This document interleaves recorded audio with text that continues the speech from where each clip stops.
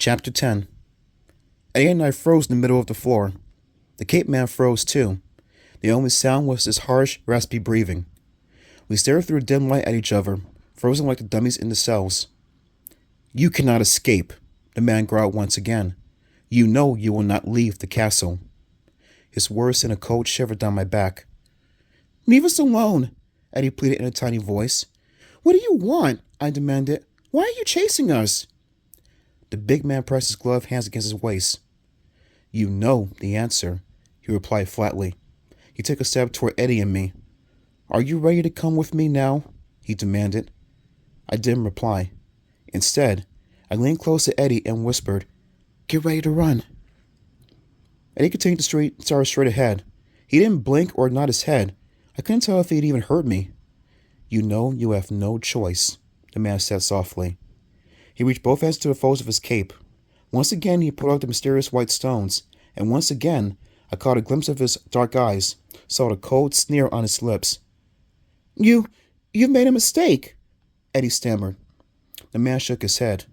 The white rim of the black cat cast tilting shadows on the floor. "I have made no mistake. Do not run from me again. You know you must come with me now." Eddie and I didn't need a signal.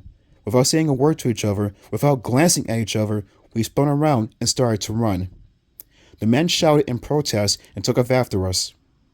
The room seemed to stretch on forever. It must be the entire basement of the castle, I realized. Beyond the beam of light, the darkness rose up like fog. My fear weighed me down. My legs felt as if they were 1,000 pounds each. "I'm moving in slow motion," I thought, struggling to speed up. "Eddie and I are crawling like turtles. He'll catch us. He'll catch us in 2 seconds. I glanced back when I heard the Cape Man cry out. He had tripped over the same dummy chained to the floor. He had fallen heavily. As he scrambled to his feet, my eyes searched the far wall for a door, or a hallway, or any kind of opening. How do we get out of here?" Eddie cried. "We're trapped, Sue." "No," I cried. I spotted a work table against the wall, cluttered with tools. I searched for something to use as a weapon. Didn't see anything. Grabbed the flashlight instead. Frantically pushed the button. Would it work? Yes. A white beam of light darted over the floor. I raised it to the far wall. "Eddie, look," I whispered. A low opening in the wall. Some kind of tunnel? A tunnel we can escape through? In another second, we were ducking our heads and stepping into the dark opening. I kept my light ahead of us, down on our feet. We had to stoop as we ran. The tunnel was curved at the top and not high enough for us to stand. The tunnel ran straight for a while, then curved down and to the right. The air felt cool and damp. I could hear the trickle of water nearby. "It's an old sewer," I told Eddie. "That means it has to lead us out somewhere." "I hope so," Eddie replied breathlessly. Running hard, we followed the curve of the sewer. My light leaped about, jumping from the low ceiling to its damp stone floor. The light revealed white metal rungs hanging from the ceiling. Eddie and I had to duck even lower to keep from smashing our heads against them. The light from my flashlight bounced wildly from the floor to the rungs along the top of the sewer. Eddie and I splashed through the puddles of dirty water. We both gasped when we heard the footsteps behind us. Heavy, ringing footsteps, thundering in the low tunnel, growing louder, louder. I glanced back, but the Cape Man was hidden by the curve of the sewer tunnel.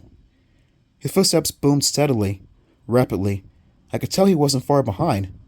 "He's going to catch us," I told myself in a panic. "This tunnel was never going to end.